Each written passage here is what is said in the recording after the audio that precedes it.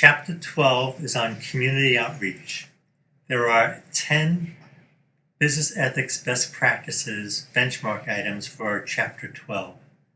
When we think of business ethics, a lot of times we think of the role the organization has in the community. So this particular chapter is focused solely on that. But as you've seen from the rest of the textbook, when we say business ethics, it means a lot of things.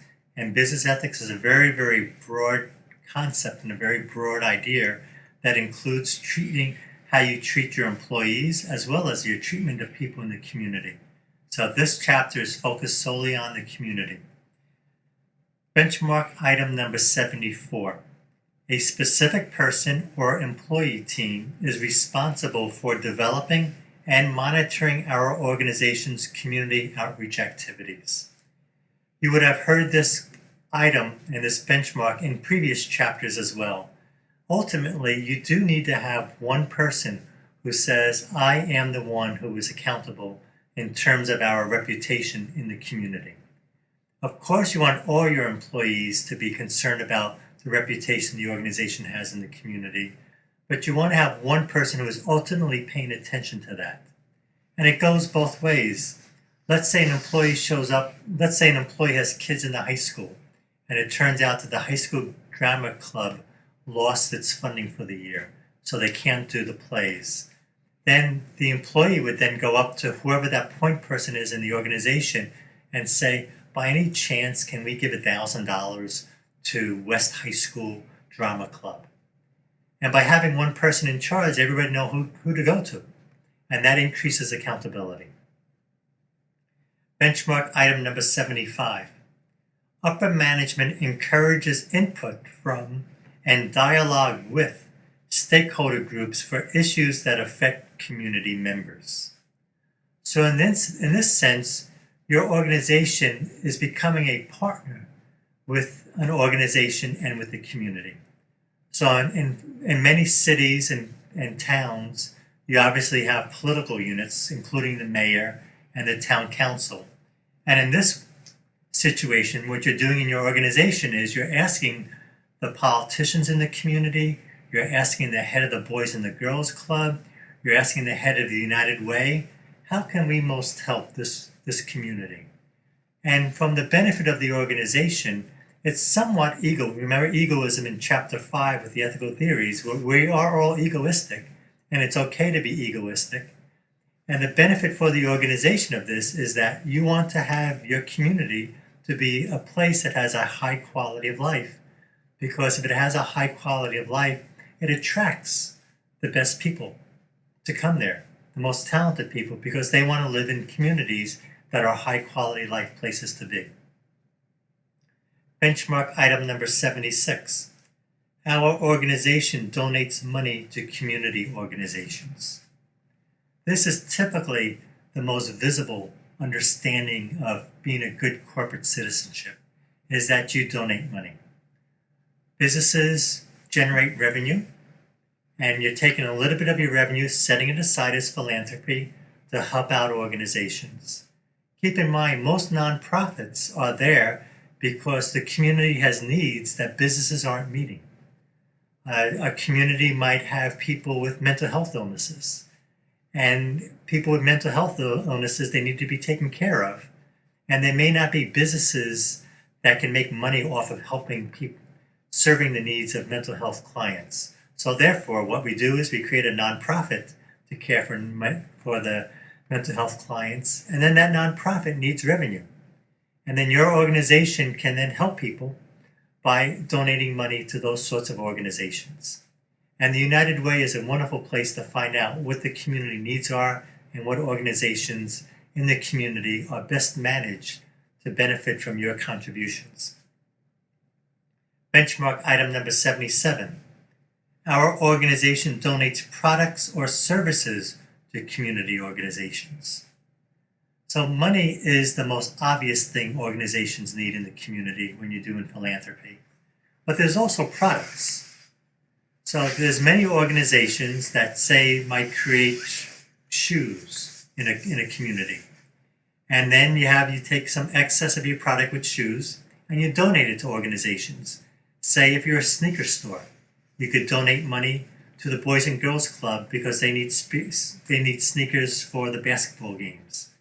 So you're looking at your organization, you're looking at what is our product and our services, and how can others in the community benefit from our products and our services.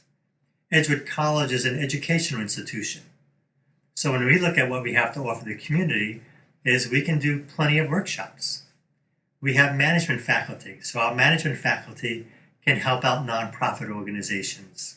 I'm always on the board of some nonprofit every year, and I have specialties in doing strategic management. So I'll help the nonprofit for a year or two, help them get their strategic management plan in shape, help them implement it, and then help out another nonprofit. And it's a very rewarding and enriching experience to be able to do that. It helps the nonprofit, and then it also helps Edgewood College's reputation in the community because there's professors that are on boards of nonprofits that are helping the nonprofits improve their management skills. Benchmark item number 78. Our employees volunteer their time on company time with community organizations. The best practice in business ethics for this is usually through the United Way. The United Way in most communities has a day of caring. And on that day of caring, members of organizations and businesses donate their time. So not just the money and not just company resources, but the actual time of the employees to help out the Boys and Girls Club, to help out the mental health nonprofit organizations, to help out the arts organization. You name the nonprofit, on that day, the United Way makes arrangements to encourage people in companies to help out that day. Many employees help out on the side nonprofit organizations. Maybe they might help out a food pantry on the side. It's something else, though, when the organization, the business says, every year you can take 4 hours or 8 hours to help out a nonprofit, and we'll count that as your work week, as a work day for the year. And that really inspires and improves morale in the organization in terms of helping out nonprofits. And that helps the organization, the managers, to pay more particular attention to make sure that the activities that are done are very, very well managed. Item number 79 for benchmarking. Our organization uses community service as an opportunity for employees to develop project management, leadership, and team building skills. So this is the idea of using your outreach in the community for win-win purposes. Let's say in your organization you do a fantastic job in hiring, so you have 20 go-getters. But you might only have 2 or 3 openings in management, so obviously not all 20 go-getters can get promoted at the same time, but you want to maintain those go-getters in your organization. What you can do then is create a community service project and put the go-getter in charge of it. And so as an organization, you're giving the go-getter leadership experience that they may not be able to get in your own organization by helping out a nonprofit.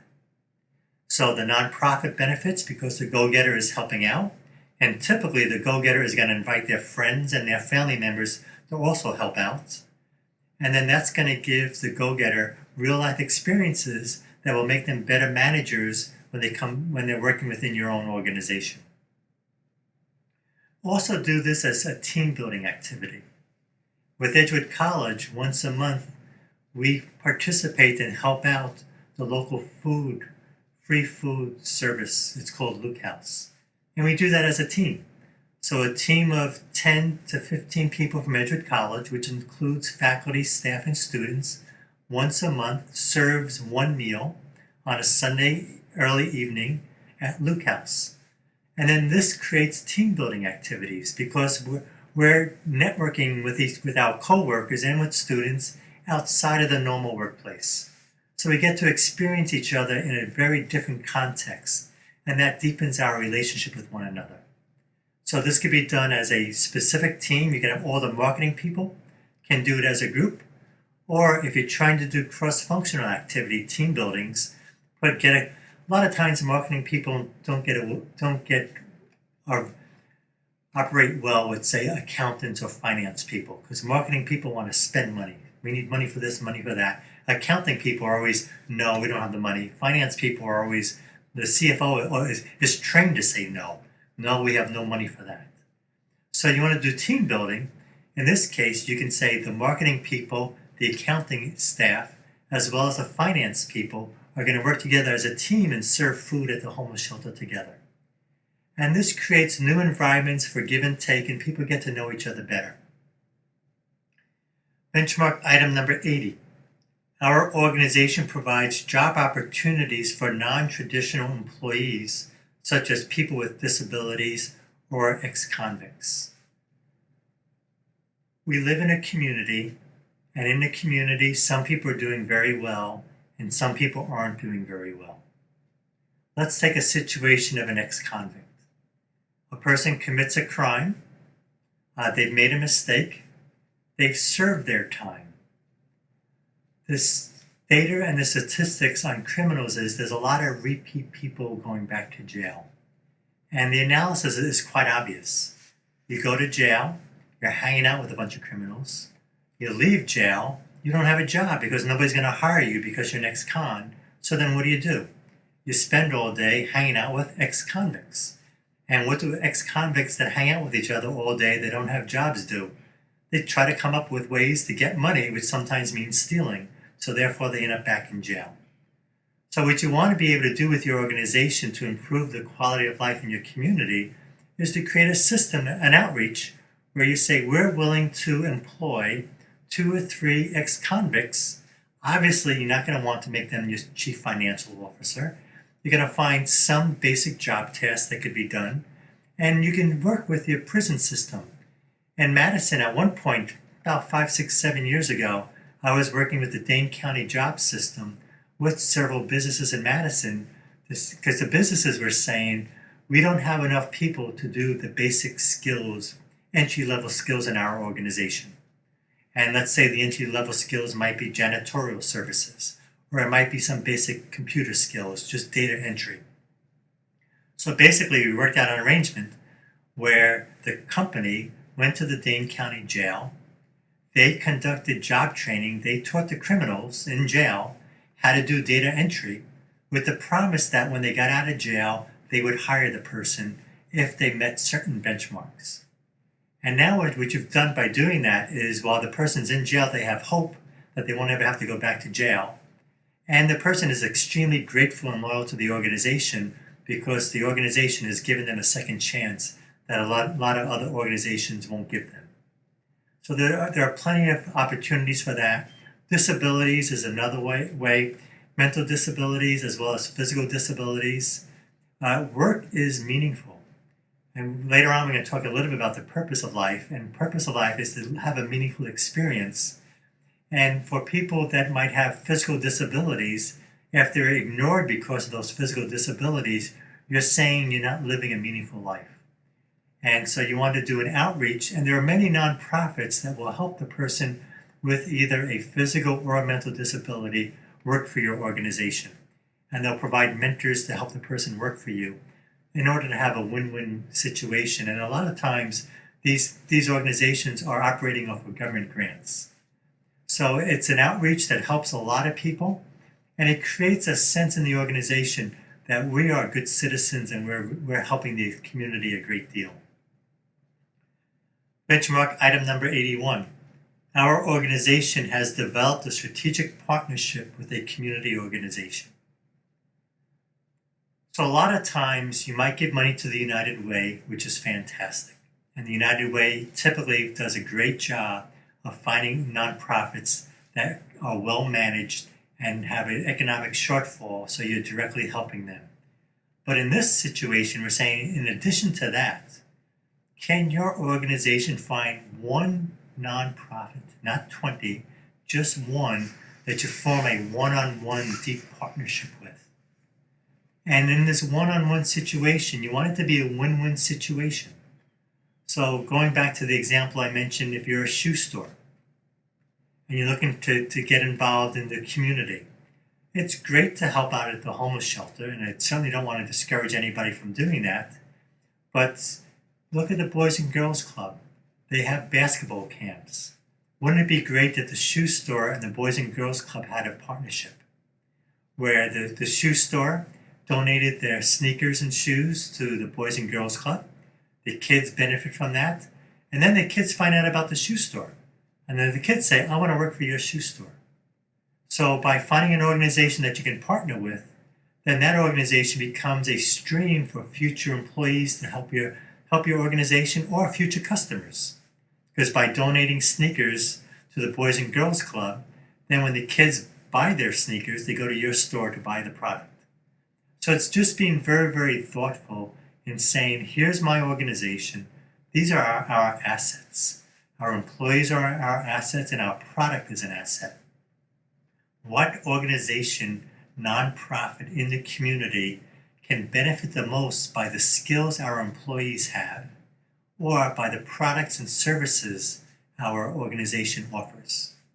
And then you want to create that loop so that that nonprofit organization feeds you in terms of potential customers and potential employees to make your organization really, really thrive.